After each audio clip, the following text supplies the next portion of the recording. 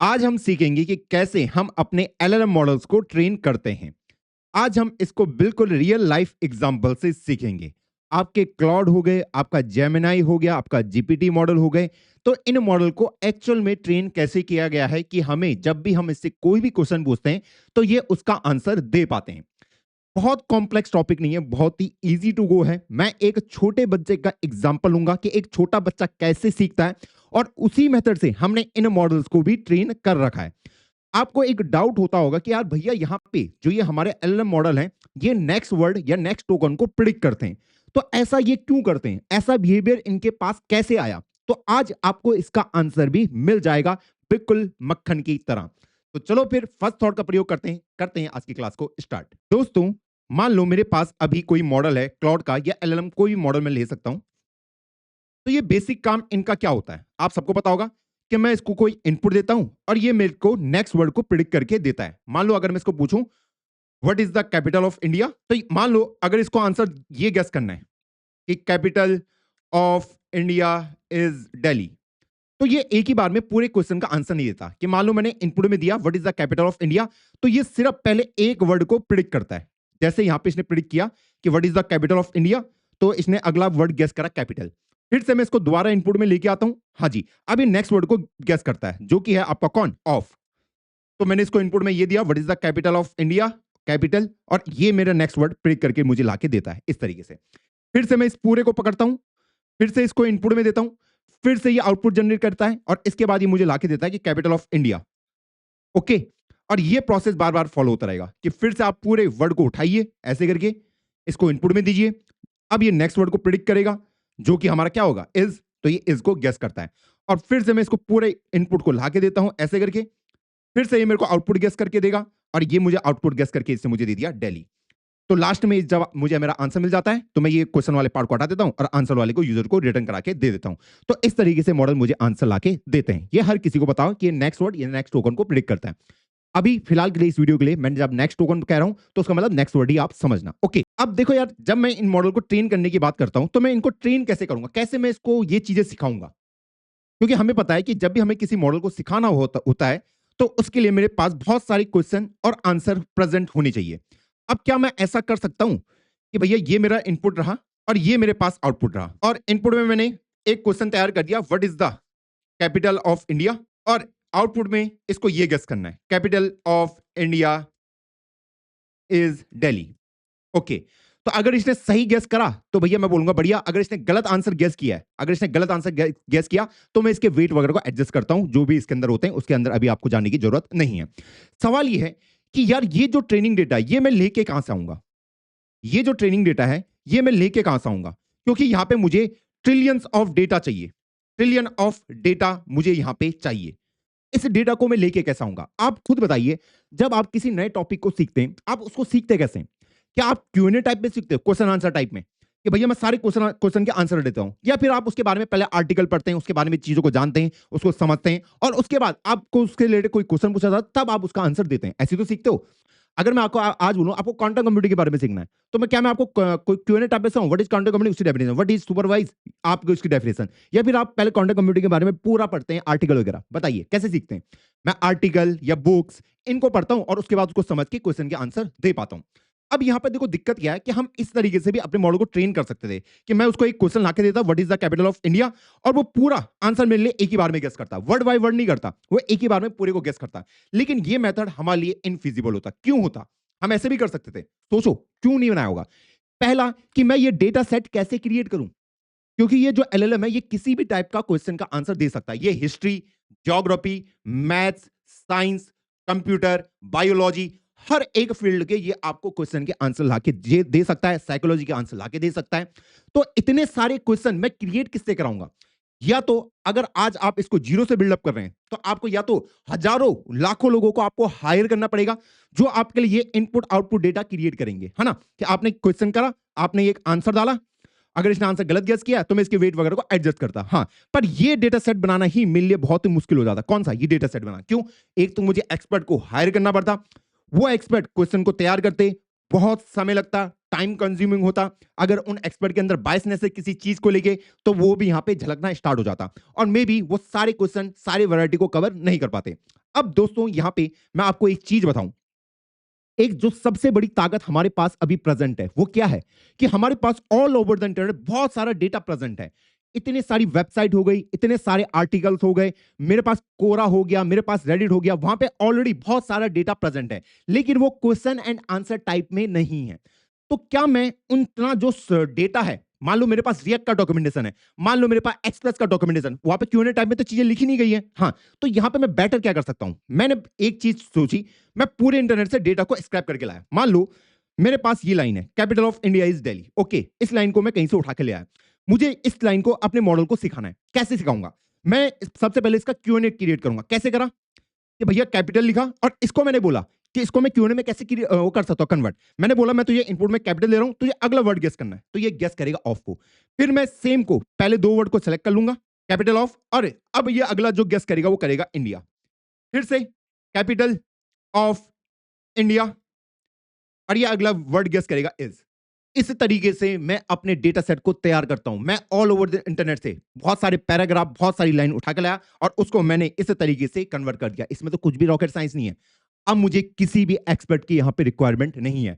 और जब मैं इस तरीके से करता हूं, मान लो मैंने इसको इनपुट में दिया कैपिटल, और मान लो अगर इसने गेस किया इज, मेरे को चाहिए था ऑफ, तो मैं इस मॉडल को पनिश करूंगा कि अपने वेट को एडजस्ट कर, तुझे ऑफ को आंसर में लाके देना चाहिए था। तो नेक्स्ट टाइम जब ये कैपिटल को देगा तो उसके बाद ये ऑफ ही आपको लाके देगा। अब दोस्तों मुझे आप एक चीज बताओ, यहां पे जो आपको आउटपुट लाके देता है, ये कुछ भी लाके दे सकता है। जैसे अगर मैं आपको एक विजुअलाइज डायग्राम बताऊं, जैसे ये ट्रांसफॉर्मर का है, यहां पे data visualisation empowered user to, तो इसके बाद कौन सा अगला वर्ड आना चाहिए। तो आप देख सकते हो कि मान लो अगर आपके डिक्शनरी के अंदर 50,000 वर्ड हैं, तो ये बोलेगा कि भैया अगला जो वर्ड होना चाहिए वो विजुअलाइज होना चाहिए, उसके आने की प्रोबेबिलिटी 54% है।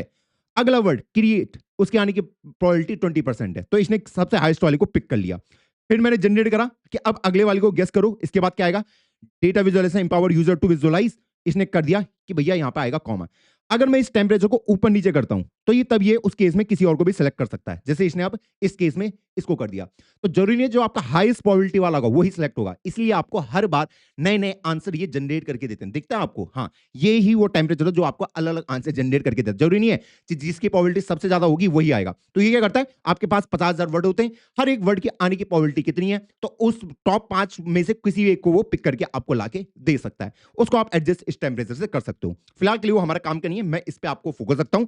तो पहला जो हमारा ये फेज होता है, इसको हम कहते हैं प्री ट्रेनिंग फेज, जहां पे मैं अपने मॉडल को बहुत सारे आर्टिकल, बहुत सारी और लोगों की ऑनलाइन चैटें, मैं ट्विटर की सारी पोस्ट, कोरा की सारा सब कुछ डेटा से मैंने इसको ट्रेन किया, और ये मॉडल मेरा 90% ट्रेन हो जाता है इस डेटा पे। अब जब मैंने एक बार इस मॉडल को ट्रेन कर दिया, तो क्या मैं इसको जनरल पब्लिक के लिए ओपन कर दूं कि अब मेरा मॉडल तैयार है, अब आप इससे कोई भी सवाल पूछो, ये किसी का भी आंसर दे सकता है। आप बताइए, एक चीज सोचिए, एक कोई छोटा बच्चा है, आपने देखा होगा कई बच्चे ऐसे होते हैं जो बहुत ही पोलाइटली बात करते हैं। हाँ, कुछ बच्चे ऐसे होते हैं जो भैया गाली गलौज से भी नीचे बात ही नहीं करते, देखा होगा आपने। हाँ, ऐसा क्यों होता है, ये वो उसके एनवायरनमेंट की वजह से होता है कि जो भी अपने अगल बगल चीजें सुनता है उसके हिसाब से वो आंसर देता है। ओके, ऐसे तो हमारे मॉडल के साथ भी हो रहा है कि भैया जिस डेटा पे ये ट्रेन हुआ है उसी टोन का ये आंसर देगा। मे बी ये बहुत बदतमीजी से बात करना स्टार्ट कर दे, घमंडी तरीके से बात करना स्टार्ट कर दे, क्योंकि उसी डेटा पे ट्रेन हुआ है। मान लो अगर मैं इसको कल को सवाल पूछता हूं कि भैया, मैंने उसको कोई बेवकूफी वाला सवाल पूछा कि भैया जो सन है वो पैसे क्यों नहीं देता, अगर मैं आपसे पूछूं, अगर आपसे कोई इंसान ये सवाल पूछता, आपको बोला अबे भाई बेवकूफ है क्या, ये कैसे सवाल पूछ रहा तू, यही बोलोगे। हाँ, ये भी यही बोलेगा, पर इसको ये तो नहीं बोलना चाहिए ना, हाँ, कि ये दूसरा, ये तो चैटबॉट है, इसको पोलाइटली बात करना चाहिए। हाँ जी। तो उसके बाद प्री ट्रेनिंग के बाद, पहला फेज के बाद जब ये हमारी ट्रेनिंग कंप्लीट हो जाती है, उसके बाद आता हमारे पास fine tuning, supervise fine tuning, कि हम इसको फाइन ट्यून करते हैं, इसकी टोन को सही करते हैं कि भैया जब भी यूजर कोई सवाल पूछे, भैया तुझे इसका आंसर पोलाइटली देना है। तो यहां पे हम ह्यूमन इसके लिए क्वेश्चन आंसर यहां पे तैयार करते हैं, वो भी पोलाइट वे में, कि भैया जब भी कोई क्वेश्चन पूछेगा उसका तो आंसर क्या देगा। तो आपने देखा होगा, जैसे अगर मैं आपको ये दिखाऊं, चैट जीपीटी दिखाऊं, ये मैंने एक ऑनलाइन में लिया था, जब भी आप इससे कोई क्वेश्चन पूछते हो, आप इसको देखना, या हमेशा आपको पोलाइटली आंसर देगा। पहले देखो, हाँ, जैसे मान लो मैंने इसको ये क्वेश्चन पूछा, तो ये पहली लाइन देखो, good, I am glad you challenge that, आपकी तारीफ कर रहा है, आपको एक कॉम्प्लीमेंट भी दे रहा है, और उसके बाद इसने आपको आंसर दिया, और लास्ट में आपको एक काउंटर क्वेश्चन भी देगा ताकि आप अपने दिमाग को चला पाएं। ये देखिए, इस तरीके से हर एक क्वेश्चन में ये करता है। Perfect, this is the right place to go deep. तो ये क्या कर रहा है, आपसे पोलाइटली बात कर रहा है। इंटरनेट पर पोलाइटली कौन ही बात करता है भाई? आप सोचो यार, इंटरनेट के डेटा पर अगर मैं इसको ट्रेन करता, आधी से ज्यादा लोगों ने गाली गलौज लिखी होती है, कोई तमीज से बात करता नहीं है। तो मैं नहीं चाहता कि मेरा मॉडल ऐसे ही है। तो हम उसके बाद क्या करते हैं, अपने मॉडल को फाइन ट्यून करते हैं कि भैया जो भी मैं इससे सवाल पूछूं, what is the capital of India, या कोई भी जनरल सवाल, तो पहले उसका लाइन क्या होना चाहिए, वो बोलेगा परफेक्ट क्वेश्चन, या फिर ये पहला लाइन नहीं बोल सकता जीनियस, या फिर ये बोल सकता है no one think this question like this. आपको एक कॉम्प्लीमेंट देता है, उसके बाद आपके क्वेश्चन को स्टार्ट करता है, आपके क्वेश्चन का रियल आंसर स्टार्ट करता है। आपने, अगर आपने इसको गेस किया होगा, पहले कॉम्प्लीमेंट देगा, उसके बाद आपके आंसर को देगा, और लास्ट में आपको एक हिंट दे देगा कि इसके बाद आपका अगला काउंटर क्वेश्चन क्या होना चाहिए। तो यही काम हम फाइन ट्यून में देते हैं कि एक क्वेश्चन इधर को होगा कि भैया what is the capital of India, वो बोलेगा perfect question to increase your general knowledge, the capital of India is Delhi, और उसके बाद दिल्ली के बारे में कुछ और चीजें आपको बता सकता है। तो ये सब कुछ हम कहां करते हैं, फाइन ट्यूनिंग में करते हैं। हम इसको यहां पे ये भी बता दें कि किस टाइप के क्वेश्चन का आंसर आपको नहीं देना है। जैसे अगर मैं इसको बोल दूं भैया न्यूक्लियर बॉम्ब बनाना सिखा दे, या फिर मैं, मुझे किसी को मानना है, उसको मैं जहर किस किस तरीके से खिलाऊं, ऐसा आंसर तो देना नहीं चाहिए। लेकिन इसने जब ये ट्रेन हुआ होगा, वहां पे सब कुछ सीख रखा है, इंटरनेट में सारा डेटा पड़ा हुआ है, सब कुछ इसने सीख रखा है। तो इस मॉडल को हम फाइन ट्यून करते हैं कि भैया किस टाइप के क्वेश्चन को आंसर देना है, किसका नहीं देना है। अपनी टोन को पोलाइटली रखना। आपको पता होना चाहिए कि आपका मॉडल कभी थिंक नहीं करता। अगर आप उसको बोलेंगे भैया 17 इंटू 38 कितना होता है, उसने कभी इस टाइप की प्रॉब्लम को, मान लो उसने देख ही नहीं रखा, तो पहले उस प्रॉब्लम को ब्रेक डाउन करेगा कि 70 इंटू 30 प्लस 8, फिर उसको और ब्रेक डाउन करेगा, और उसके बाद आपको फाइनल आंसर लाके देगा। तो इसको हम कहते हैं कि भैया मॉडल हमारा रीजनिंग कर रहा है। रीजनिंग में भी वो सिर्फ नेक्स्ट वर्ड ही ब्रेक कर रहा है कि क्वेश्चन को पकड़ो, उसको तोड़ो, और उसके बाद आंसर निकालो। जब भी आपको मैं अगर कोई डीएससी की प्रॉब्लम देता हूं, तो आप क्या करते हो, सीधा आंसर लिखना स्टार्ट कर देते हो, या पहले आप उस प्रॉब्लम को ब्रेक डाउन करते हो? तो ये भी वही करता है कि मैं यहाँ पे फाइन ट्यून में उसको ये भी सिखाता हूँ कि भैया प्रॉब्लम को पकड़ो, उसको ब्रेक डाउन करो, और उसके बाद अपने रियल आंसर को निकालो। तो ये सब हमारे फाइन ट्यूनिंग में होता है। अब जो लास्ट स्टेप मेरे पास आता है, वो आता है RLHF, री enforcement learning human feedback. HF human feedback. इसमें क्या होता है, देखो, यहां तक आपका मॉडल 90% ट्रेन हो गया, यहां पे आपने उसको तमीज से बात करना सिखाया, तो यहां पे मेरे पास लगभग 3% डेटा मैं इसको देता हूं, बहुत बड़ा डेटा सेट मुझे चाहिए, 1 लाख तक आपका ये फाइन ट्यून हो जाता है। उसके बाद जितना है वो हम यहाँ पे अप्लाई करते हैं। यहाँ पे क्या होता है कि मान लो आपने देखा होगा कि यार आपका मॉडल जब भी आपको आउटपुट देता है, तो मैंने बोला यार कि अब मुझे ना अपने आउटपुट की क्वालिटी को और ज्यादा सुधारना है। तो अपने मॉडल को मैं एक क्वेश्चन देता हूं, उसको बोलूंगा तुझे 2 आउटपुट देने, तो उसने पहला आउटपुट ला के दिया, दूसरा आउटपुट ला के दिया।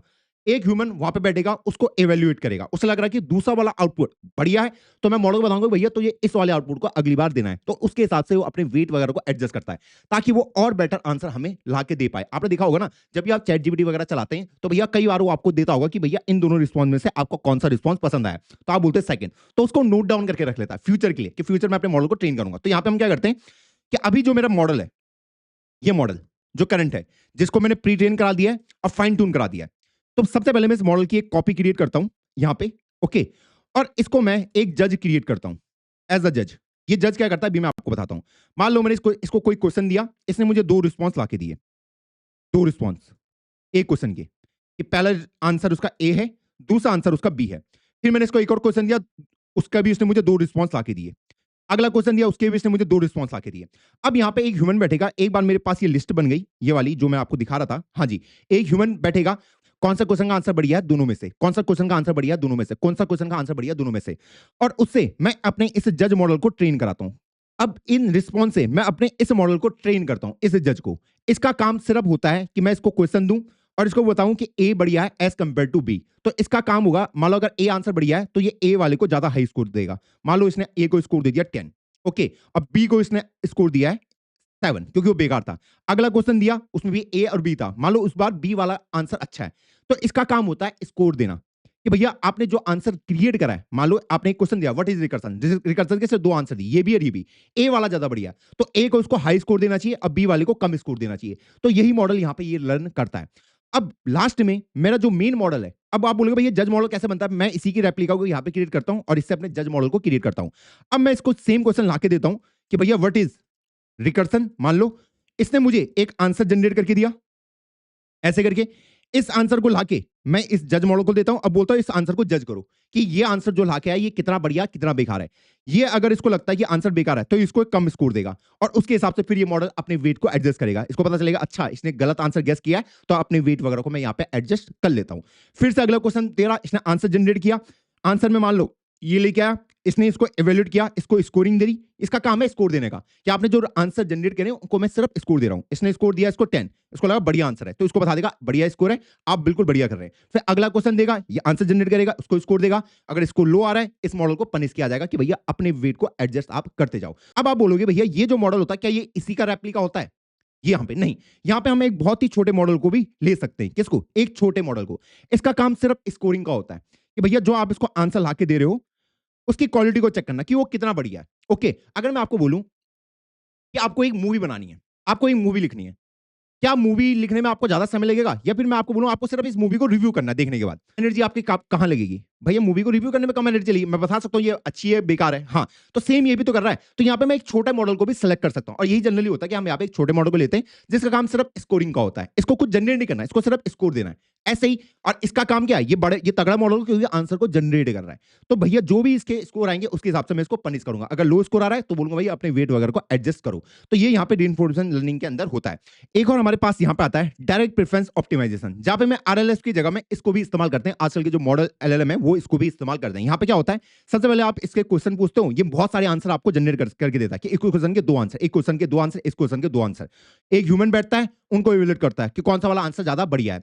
अब मैं सीधा इसी मॉडल को किसी जज को क्रिएट नहीं करता, मैं सीधा इसी को बोलता हूं कि अगर तूने इसका आंसर ये दिया है तो बढ़िया, अगर तूने गलत वाला आंसर दिया है तो भैया मैं अपने वेट को एडजस्ट करूं। तो मैं किसी भी एक मॉडल जज को नहीं लेके आता, यहां पे मुझे जज की रिक्वायरमेंट नहीं पड़ती। किसमें? डायरेक्ट प्रेफरेंस ऑप्टिमाइजेशन में। तो यही इसकी सारी टेक्निक है चीजों को समझने की। तो आई होप आपको चीजें समझ आ गई होंगी। तो यहां पे अगर मैं आपको मोटा मोटा बताऊं, सबसे पहले प्री ट्रेनिंग, इंटरनेट से सारा डेटा उठा के लाया जाता है, उसको दिया जाता है टेक्स्ट के फॉर्म में कन्वर्ट करके, और एक एक नेक्स्ट वर्ड को उसको गेस करना होता है। उसके बाद मेरे पास आता है फाइन ट्यूनिंग कि भैया उसकी भाषा को सुधारना, किस टाइप के क्वेश्चन को आंसर देना है नहीं देना। और थर्ड हमारे पास आता है आरएलएचएफ, जहां पे मैं उसको सिखाता हूं कि भैया आप और बेटर आंसर कैसे दे सकते हैं, कि इन दो आंसर जो आपने जनरेट किए इनमें से ज्यादा बढ़िया आंसर कौन सा हमारा होने वाला है। तो आई होप आज आपको समझ आया होगा, और आज आपको ये डाउट भी क्लियर हो गया होगा कि क्यों हम कहते हैं कि ये मॉडल नेक्स्ट वर्ड प्रिडिक्ट कर रहे हैं। सुनो मेरी बात, जब मैं यहां पे बोलता हूं ना कैपिटल के बाद नेक्स्ट वर्ड प्रिडिक्ट करो, तो मान लो अगर आपके पास 50,000 वर्ड है तो हर एक वर्ड की ये यहां पे प्रोबेबिलिटी ला के मुझे देता है। और जिसकी प्रोबेबिलिटी सबसे ज्यादा है मैं उसको सेलेक्ट कर सकता हूं, या फिर जिसकी प्रोबेबिलिटी सेकंड है मैं उसको भी सेलेक्ट कर सकता हूं, या जिसकी प्रोबेबिलिटी थर्ड है मैं उसको भी सेलेक्ट कर सकता हूं। तो बताइए आज की वीडियो में मजा आया क्या? आज के बाद अगर आपको कोई डाउट पूछेगा कि ये एलएलएम मॉडल हमारा नेक्स्ट वर्ड क्यों प्रिडिक्ट करते हैं, आज आपको उसका आंसर क्लियर हो गया होगा, क्योंकि भैया ह्यूमनली हमारे लिए पॉसिबल नहीं है सारी क्यूएनए को क्रिएट करना। ओके, ये वाला डेटा कौन करता है फाइन ट्यून का? ये हम इंसान क्रिएट करते हैं। यहाँ पे इंसान की जरूरत पड़ती है जो बहुत सारी क्वेश्चन आंसर ला के देता है। यहाँ पे ज्यादा क्वेश्चन आंसर लाने की जरूरत नहीं है, 1 लाख में हमारा काम हो जाता है। और यहाँ पे हम रीइंफॉर्मेशन लर्निंग को अप्लाई करते हैं। यहाँ पे हम किसी ह्यूमन को पढ़ा सकते हैं जो कि आपको उसको चेक करेगा। और अब जो कई मॉडर्न टेक्निक आ चुकी हैं, अब तो इंसानों की भी जरूरत नहीं पड़ती। मैं यहाँ पे किसी मॉडल को रख सकता हूँ तो सिंपल ये गेस कर सकता है कि अगर इसने दो आंसर जनरेट करें कौन सा वाला आंसर ज्यादा बढ़िया है। ओके, तो 90% टाइम आपका इसके अंदर जाएगा प्री ट्रेनिंग में, 3% 2 से 3% आपका फाइन ट्यून में, अब बाकी जितना बचा 6 से 7% वो आपका रीइंफोर्समेंट लर्निंग के अंदर जाएगा। तो अगर आज की वीडियो में मजा आया है, आप चाहते भैया एआई से रिलेटेड और भी वीडियो आए, लिख देना कमेंट करके। मिलता हूं आपको किसी नई वीडियो में, तब तक के लिए जय हिंद जय भारत।